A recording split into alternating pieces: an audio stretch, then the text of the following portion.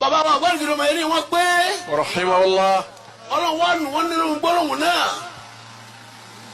wọ́n wá ní àwọn fẹ́ tọrọ nǹkan kan níwájú ọlọ́run kí làwọn ètọrọ ẹ̀ àwọn ọ̀fẹ́ kó kọ̀ wọ́n parẹ́. àfọ bàbá wa wà lọ nákàlí kan tọrọ nǹkan tí wọ́n fẹ́ lọ́dọ̀ ọlọ́run bàbá àgbàlì kìlọ̀ mọ̀ náà ni. ní ká pé ọmọ wọn dà náà ni. òun náà dà ǹjẹ́ bí bàbá náà ti rí báyìí náà ni. هذه مفاتيح السرور تذكرة مشايخ الإلهي تذكرة مشايخ الإلهي أكرمكم الله. فامي أكبر شيخ ناصر صلاتي أدام الله حياته. أنا كنت لي طلعوا نعم طلعوا لكم يوم البيت alfa wa àgbà mo dúpẹ́ púpọ̀ bàbá wa ń lè kọ̀rọ̀ أنكم mukadam أدام الله حياته.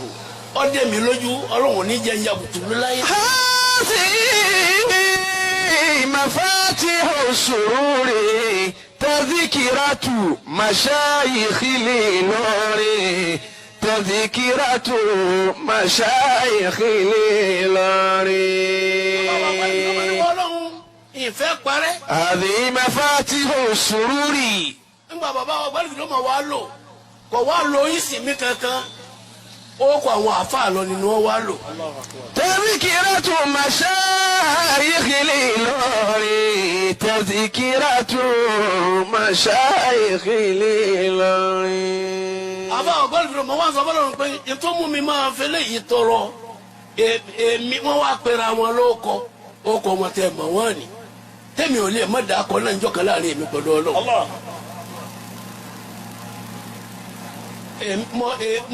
mo forúkọ àwọn àáfàá lọ́rin mi béèrè kí n má parẹ́ ìyá wọn parẹ́. هذه مفاتيح السرور تذكرة مشايخ الإلهي تذكرة مشايخ الإلهي.